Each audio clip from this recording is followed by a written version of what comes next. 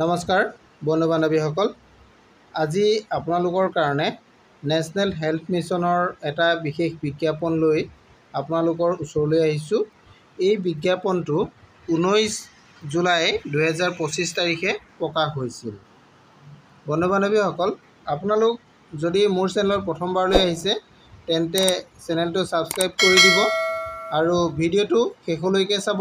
তেতিয়া আপোনালোকে এই পদসমূহৰ সবিশেষ আপোনালোকে ভাল ধৰণে জানিব পাৰিব আৰু আপোনালোকৰ আবেদন কৰোঁতেও কোনো ধৰণৰ অসুবিধা নহ'ব। গতিকে বন্ধু বান্ধৱীসকল, প্ৰথমতে আমি আহোঁ ইয়াৰ মেইন যিটো পদ আছে পদটোৰ কথালৈ। পদটো হৈছে আপোনালোকৰ CHO অৰ্থাৎ কমিউনিটি হেল্থ অফিচাৰ। এই কমিউনিটি হেল্থ অফিচাৰ পদ আছে, মুঠ পদ আছে 882টা পদ ইয়াতে আছে আৰু ইয়াৰ কাৰণে আপোনালোকৰ দৰমহাটো দিব 27,500 টকা।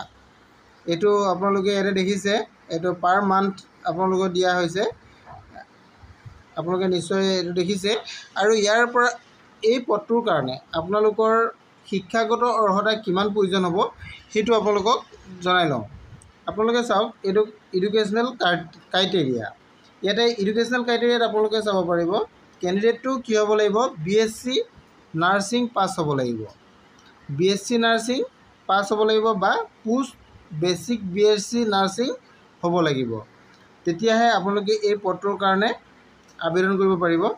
মেইনলি আপোনালোকে BSc যিসকল নাৰ্ছিং পাছ কৰি আছে তেওঁলোকে এই পদৰ কাৰণে আবেদন কৰিব পাৰিব। ইয়াতে এইটো কথা উল্লেখ আছে। আৰু বা পোষ্ট বেচিক যিসকল BSc নাৰ্ছিং কৰিছে তেওঁলোকেও আবেদন কৰিব পাৰিব। এইটো আপোনালোকে আসাম নাৰ্ছিং কাউন্সিলৰ পৰা পাছ কৰা হ'লেও হ'ব বা ইণ্ডিয়ান নাৰ্ছিং কাউন্সিলৰ পৰা পাছ কৰা হ'লেও হ'ব। যিকোনো ধৰণৰ ৰিকগনাইজ আপোনালোকে নাৰ্ছিং স্কুলৰ পৰা আপোনালোকে পাছ কৰিলে এই পদৰ কাৰণে আবেদন কৰিব পাৰিব। এতিয়া আমি আহোঁ এই পদটোৰ কথা আপোনালোকে জানিলে। ইয়াত আপোনালোকে আবেদন কেতিয়াৰ পৰা কৰিব আৰু কিমান তাৰিখলৈকে ইয়াৰ আবেদনৰ অন্তিম তাৰিখ হ'ব। আপোনালোকে চাওক, আবেদন 20 জুলাইৰ পৰা আৰম্ভ হৈছে আৰু 5 আগষ্ট 2025 তাৰিখলৈকে আপোনালোকে আবেদন কৰিব পাৰিব। এইটো আবেদনটো আপোনালোকে অনলাইন থ্ৰু কৰিব লাগিব। অনলাইন থ্ৰু কৰিবলৈ হ'লে আপোনালোকে NHCMৰ যিটো অফিচিয়েল ৱেবছাইট nhm.assam.gov.in এই ৱেবছাইটত গৈ আপোনালোকে অনলাইন আবেদন কৰিব পাৰিব। এতিয়া আপোনালোকে আৰু ইয়াৰ বিষয়ে যদি জানিব বিচাৰে তেনেহ'লে আপোনালোকে চাওক, ইয়াত আপোনালোকৰ ৰিজাৰ্ভেশ্যন কেটেগৰী পদ থাকিব, কোন কোন ৰিজাৰ্ভেশ্যনত কিমান পদ থাকিব এইখিনি কথা ইয়াতে আপোনালোকে জানিব। যে কাষ্ট ৱাইজৰ ৰিজাৰ্ভেশ্যন চিডুল কাষ্টৰ কাৰণে থাকিব, চিডুল ট্ৰাইবৰ কাৰণে থাকিব, চিডুল ট্ৰাইবৰ প্লেন আৰু হিলছৰ কাৰণে বেলেগ বেলেগকৈ ৰিজাৰ্ভেশ্যন থাকিব। এইখিনি ৰিজাৰ্ভেশ্যন আপোনালোকে পাই যাব। এই ৰিজাৰ্ভেশ্যনত আপোনালোকৰ কিমান কিমান পদ আছে এইখিনি কথা ইয়াতে উল্লেখ আছে।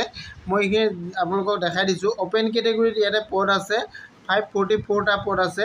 OBC আৰু MOBCৰ কাৰণে ইয়াতে কোনো ধৰণৰ ৰিজাৰ্ভেশ্যন নাই। ST প্লেনৰ কাৰণে আছে 36টা পদ, ST হিলছৰ কাৰণে আছে 103 103টা পদ, SCৰ কাৰণে আছে 90টা পদ আৰু T টাইপৰ কাৰণে আছে 109 109টা পদ আছে ইয়াতে।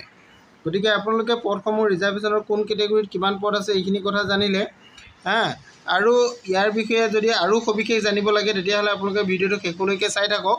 মই আপোনালোকক সবিশেষ জনাই আছোঁ। এতিয়া আমি আহোঁ এজৰ কথালৈ। এজটো আপোনালোকে চাওক, এজ 40 বছৰ বয়সলৈকে কৰিব পাৰিব।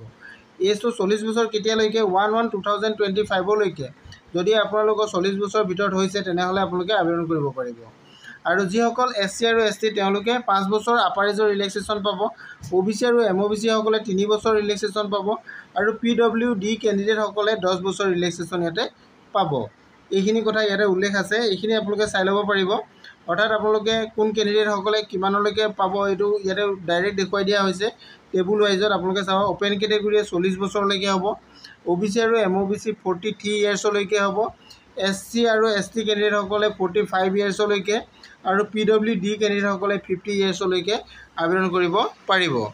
ইয়াৰে যিখিনি ডিষ্ট্ৰিক্ট আছে, কোন কোন ডিষ্ট্ৰিক্টত এই জুনত এই পদসমূহ আছে ইয়াৰ কথাও ইয়াত উল্লেখ কৰা হৈছে। বৰাক ভেলীত হ'ব, আপোনালোকে চাব পাৰিব বৰাক ভেলীত হ'ব। বৰাক ভেলীত আপোনালোকৰ কাছাৰ, হাইলাকান্দি আৰু কৰিমগঞ্জত আছে। আৰু চেণ্ট্ৰেল আছামত আপোনালোকৰ মৰিগাঁও, নগাঁও আৰু হোজাইত হ'ব। লৱাৰ আছামত আপোনালোকৰ বজালী, বাক্সা, বৰপেটা, বঙাইগাঁও, চিৰাং, ধুবুৰী, গোৱালপাৰা, নলবাৰী, কামৰূপ মেট্ৰ', কামৰূপ, কোকৰাঝাৰ, চাউথ চালমৰা আৰু তামোলপুৰ, এইটো লৱাৰ আছামত হ'ব। আৰু নৰ্থ আছামত আপোনালোকৰ হ'ব বিশ্বনাথ, দৰং, শোণিতপুৰ, ওদালগুৰি। আৰু আপাৰ আছামত আপোনালোকে যদি চাই চৰাইদেউ, ধেমাজি, ডিব্ৰুগড়, গোৱালপাৰা, যোৰহাট, লখিমপুৰ, মাজুলী, শিৱসাগৰ, তিনিচুকীয়া। গতিকে অসমৰ সকলোবিলাক ডিষ্ট্ৰিক্টতে এই পদ আছে বুলি ক'লে ভুল নহ'ব। গতিকে আপোনালোকে নিশ্চয় দেখিলে ইয়াৰ কাৰণে এই পদসমূহৰ কাৰণে আবেদন কৰিবলৈ হ'লে আপোনালোকে ইয়াত কোনো ধৰণৰ এপ্লিকেশ্যন ফিজ দিব নালাগে। এইটো ইয়াতে উল্লেখ আছে, no' fees is required to be paid. আপোনালোকে কোনো ধৰণৰ ইয়াতে এক্সামিনেশ্যন ফিজ হিচাপেও একো দিব নালাগে। ডাইৰেক্ট আপোনালোকে অনলাইন আবেদন কৰিব পাৰিব এই অফিচিয়েল ৱেবছাইটটো। অফিচিয়েল ৱেবছাইটটো নিশ্চয় আপোনালোকে দেখিছে, nhm.assam.gov.in। এই ৱেবছাইটত গৈ আপোনালোকে অনলাইন আবেদন কৰিব পাৰিব। এতিয়া আপোনালোকক সকলোখিনি কথা মই জনাই দিলোঁ। আৰু যদি কিবা আপোনালোকে জানিব বিচাৰে তেনেহ'লে আপোনালোকে মোৰ ভিডিঅ' শেষত কমেণ্ট কৰিব, মই আপোনালোকক সহায় কৰিবলৈ চেষ্টা কৰিম। আজিলৈ ইমানেই, থেংক ইউ।